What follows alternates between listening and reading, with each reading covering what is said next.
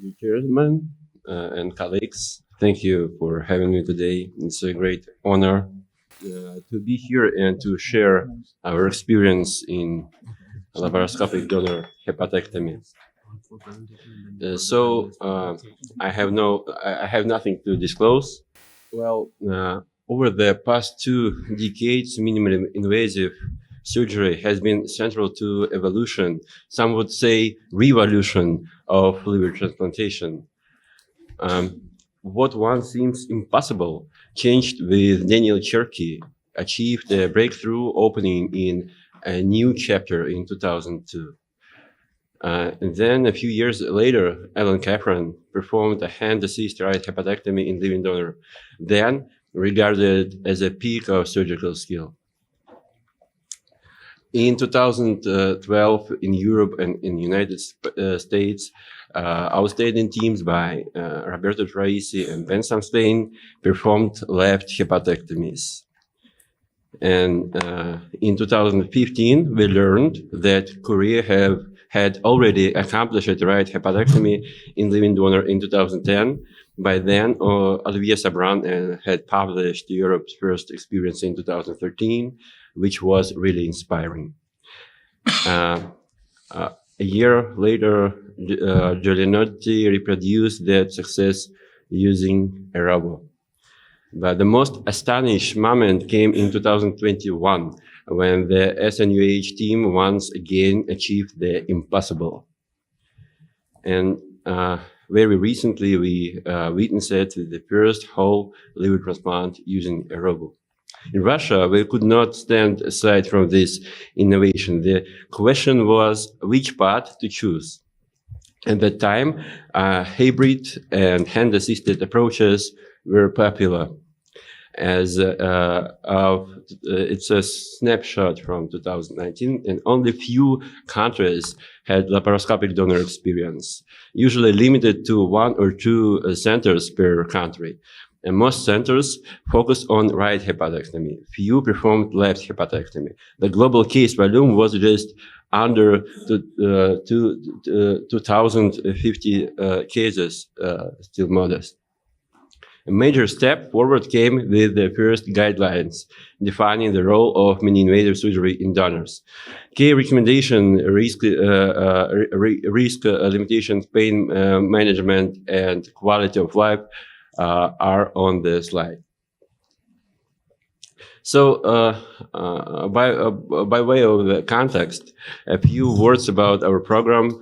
As the largest Russian transplant center, we perform 170 to 150 liver transplants annually in recent years, with a roughly equal split between DDLT and LDLT. We advanced all core areas of and run Europe's largest pediatric program. And our program is distinctly pediatric focused, covering over 90% of national needs. In 2016, we implemented a laparoscopic approach for left lateral and completed comparative studies by 2019.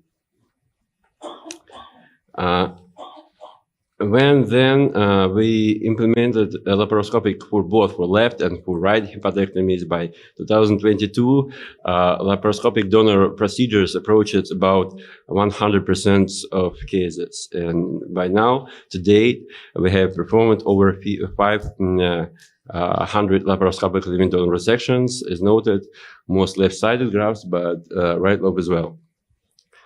And the key concept, given our limited right hepatectomy experience, we still maintain defined selection criteria that I will outline later. At the same time, we use the laparoscopic approach for left-sided grafts routinely in every case.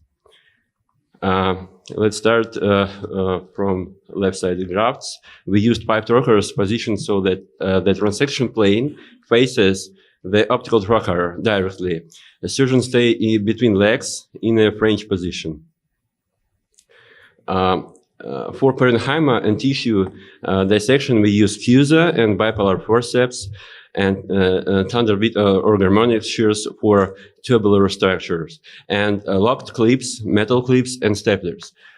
Speaking about staplers, for final cut of vein, we use unilateral stapler, custom, with one side free from clips. Let's review several tips and tricks. Okay, first, it's a counterclockwise rotation of the left lateral. It's excellently exposed the hepatoduodenal ligament, as you may see in the slide. In this position, we clearly see all our structures, including left hepatic vein, left portal vein, and so on. It's very convenient. The Arrhenius ligament is a key landmark for approaching the left and middle hepatic veins. The left hepatic vein runs superior to ligament, while the middle hepatic vein approaches run above Arrhenius ligament, as you may see at the video, and runs into caval, into the IVC. Yes.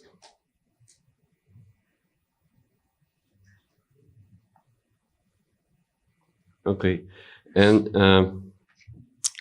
we also opened the capsule, as you saw, between segment 1 and the left lateral to create optimal transection plane, finally forming a window. I will show you this tip.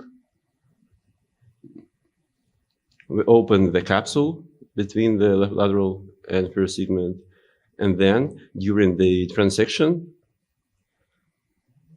we meet this window that previously created groove and effectively create a transection plane. It's a hanging maneuver-like trick with above hilar plate.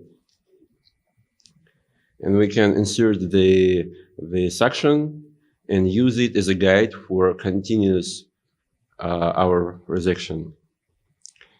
So at the rexi-sinus umbilical fissure, two patterns are recognized: transhilar and transumbilical. The first yields a larger graft, often not desirable, and more segment 4 ischemic residua.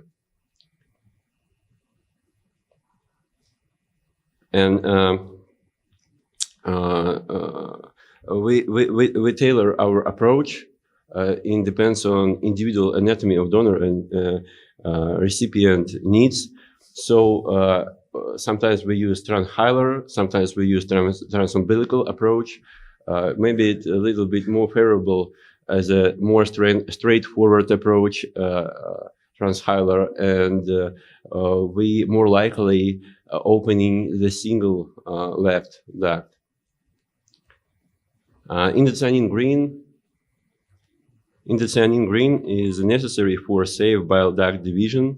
We prefer to divide the artery B4 ducts to maintain dry field during duct transection and to avoid additional hemostasis. Now we check the bile ducts with ICG with the left lobe.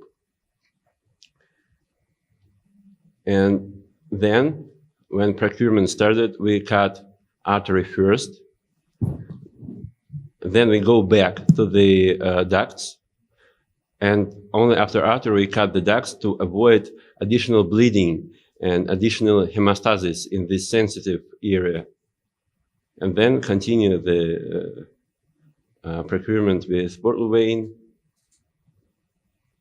and hepatic vein.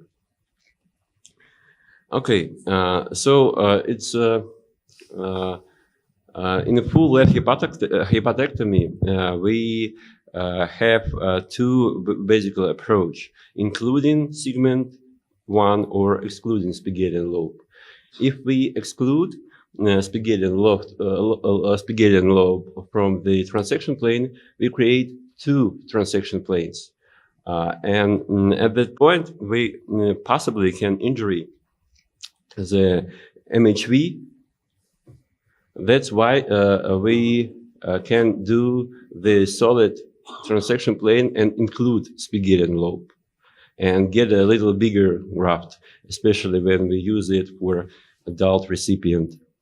In these cases, it's more convenient to control MHV and LHV common tract. As you see, we detach first segment from the inferior vena cava and then circle the left hepatic vein and MHV, as you see here. And then we can use it as a hanging maneuver as well, like this. So for the right lobe, we also use 5 workers. When mobilizing the right lobe, we switch the scope to the right for direct view. I was also noted pillow, some pillow under the right costal margin, under the right ribs. And as I mentioned, we still apply a few criteria for laparoscopic right lobe, including graft volume, portal vein type, and expected bile duct openings equal to or 1. So another essential thing for me is a flexible scope, because it allows to visualize top of the liver and roots of hepatic veins when we do the mobilization. We mirror our open strategy. We mobilize the right lobe first and encircle the right hepatic vein before parenchymal transection. Also time consuming, but this shortens graft extraction time. This is Mukuchi ligament or venous ligament, and we circle right hepatic vein at the first step. Of course, we can modify hanging maneuver for the right lobe. It can facilitate finalization of parenchyma transection and protect IVC from any injury during this step. So just like in open surgery, we do the same maneuver.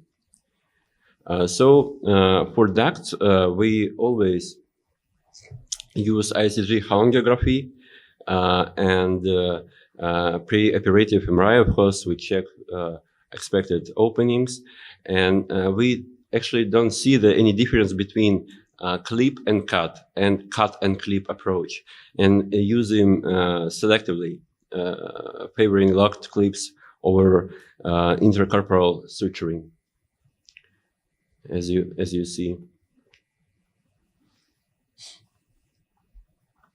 This is cut and clip, and this is clip and cut.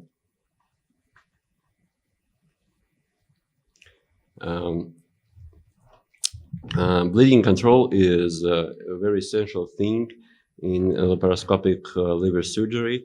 That's why I'd like to share our ready-to-stitch set that includes Satinsky clamps, laparoscopic Satinsky, 2 diameters of needle holders, and pre-tied rudder loops that ready to use. It can save a time when you fix bleeding.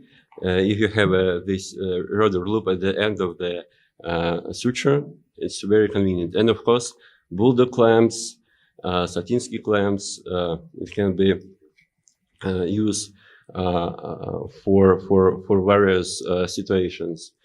Like this, we have some bleeding, and we can put just a bulldog clamp and fix the problem until we fix the source of this bleeding without any Pringle.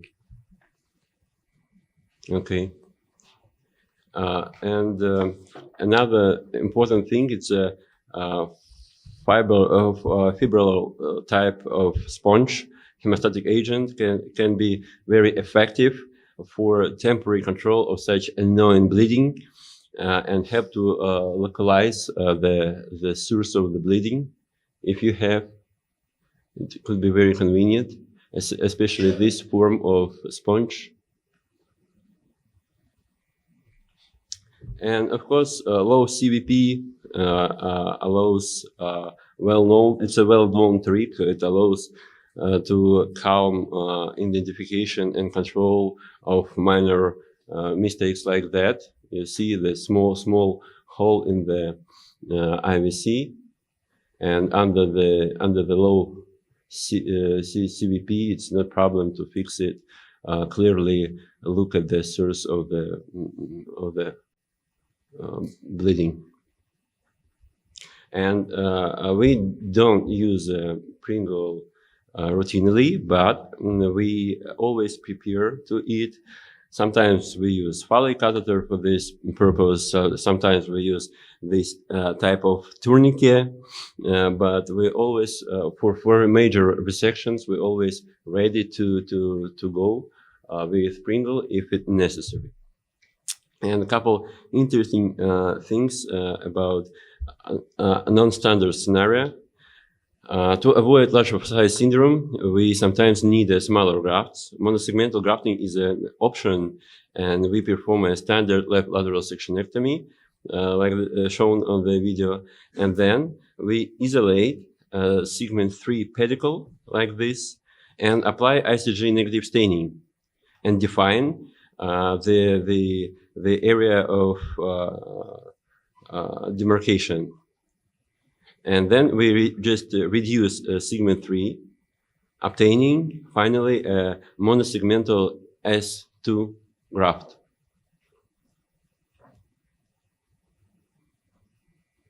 And finally, we clip this, and this is ICG before duct splitting. So we get a monosegmental graft this way, and graft extraction. Left hepatic vein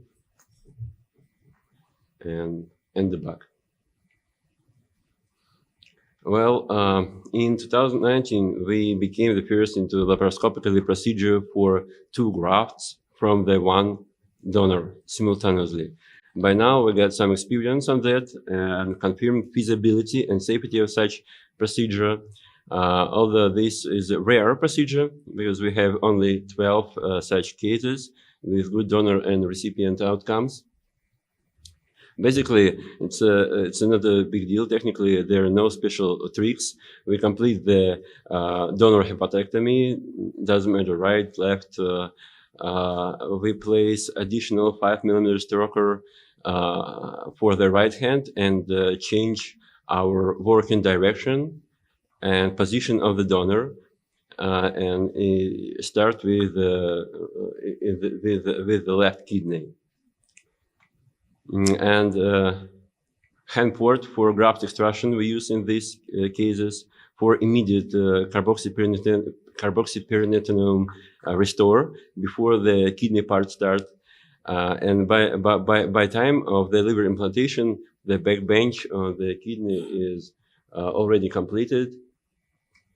You can see the order, and then approach to renal artery on one slide. It's actually it's the same procedure, but just a different timeline. And we cut the artery, and then we cut the vein. But on the artery, we always additionally suture the stump. And this is greenish, and you see the liver that already cut it. In closing, following our distinguished mentors from SNUH, we intend to broaden our criteria for the right lobe donors. And we are highly interested in robotic technologies, currently somewhat source limited, but we are convinced that the future lies in integration of AI-assisted technologies. Our overreaching goal is, of course, more even closer to truly minimally invasive liver transplantation. It's really our dream today. I have summarized key questions and answers on the slide, but given time, we will not dwell on them now. But this